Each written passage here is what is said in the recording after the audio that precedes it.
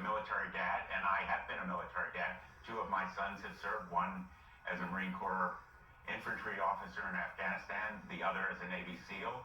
And I would be angry beyond words if my son or daughter were on that ship without what they need to do their jobs. And let me just say, Pamela, because you know you've been on that ship, the pilots, the mechanics, everybody involved in conducting the mission of that aircraft carrier is under incredible stress, doing jobs that require physical and mental stamina 24 hours a day, 7 days a week, and they've been out there for almost 250 days without putting feet on the ground, setting a record for the number of days continuously at sea. The Ford, USS Ford, set a record for the longest number of days at sea deployed, 326 days. So we are stretching these deployments beyond what we should be expecting of our sailors, and we're putting them at greater risk and danger because of it. The Navy has responded to the concerns that you laid out and says the sailors have all the resources they need. Now, when I was on board, they did have enough food, maybe not the food that the sailors would have wanted, but they did get fruits and veggies and other food. And but that doesn't mean there wasn't a time when they were rationing food and they didn't have enough. And the Navy says that's because there were supply chain glitches due to the active combat operations. You know, they emphasize, look, this is a deployment, we have conflict, these things happen. I wonder what you say to that.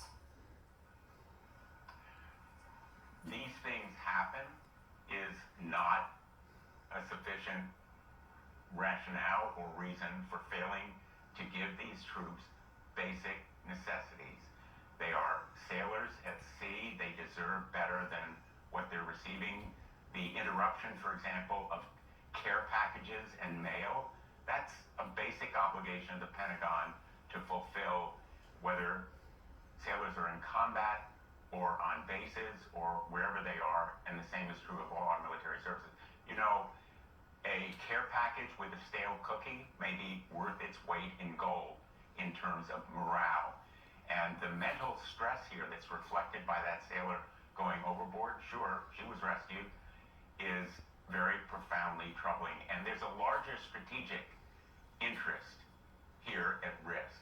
The USS Washington is now heading to replace the Abraham Lincoln. It is leaving Japan. It is the forward-most aircraft carrier group near to China. We are, in effect, undermining defense in that area by moving that aircraft carrier group away from the Far East. China is watching. They are seeing how thinly stretched we are. Bottom line, America is less safe because of a war that has no strategic goals. None of the president's articulated plans or objectives have been accomplished. We are again depleting our resources, stretching them thin, moving them from parts of the world where we need them, and putting our sailors at greater stress and danger. Toothpaste, soap may seem like maybe frivolous, but in fact, to the morale and to the performance of sailors and soldiers and airmen and Marines, it's what we owe them. And we also owe them decent treatment in terms of the number of days they're deployed at sea.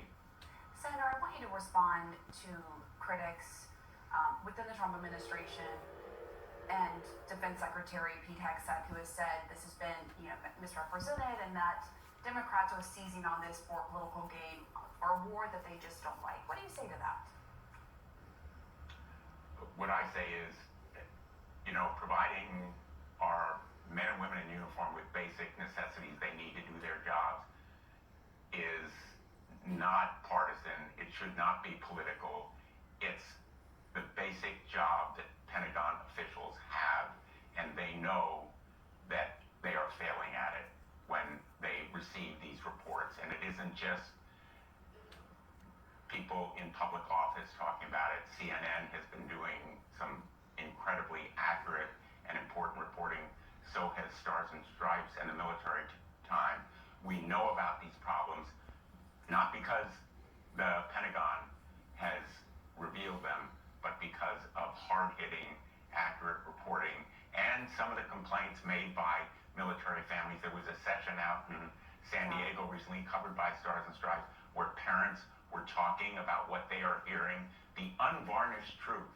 You know, you just had a military dad on, and he has to be concerned about what the ramifications may be for his daughter or son when he's in this kind of public setting. But what we're hearing privately through the press and otherwise is about the deteriorating and abhorrent conditions on that ship. And I mean, as I said, look, the, I have heard about that as well. I've heard a spectrum of complaints, and I've been reporting on it. You know that CNN's been reporting on this. I've been reporting on it since last month. The psychological toll and how this is impacting sailors. I'm wondering, what does accountability look like to you?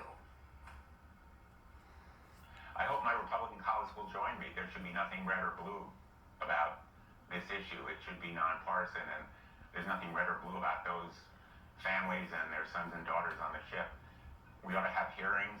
We ought to do an investigation, but there is a larger strategic interest here if we put our sailors at risk in this way, increasing the mental stress and the kinds of demands we're putting on them in terms of the extended length of deployments.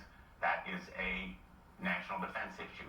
If we are taking carriers, aircraft carriers, and the destroyers accompanying them away from other parts of the world and draining resources and diminishing our capacity there, that's a national defense issue. We need to have hearings, a serious inquiry into how we are using our sea assets, our undersea, as well as the aircraft carrier groups and destroyers. And that kind of hearing and reckoning has to come. I want to give some love to all those in the submarines, the destroyers as well, because they've been out at sea for many months, 9 months, as well as this aircraft carrier, and they have not been getting as much recognition in all of this. Senator Richard Blumenthal, thank you so much.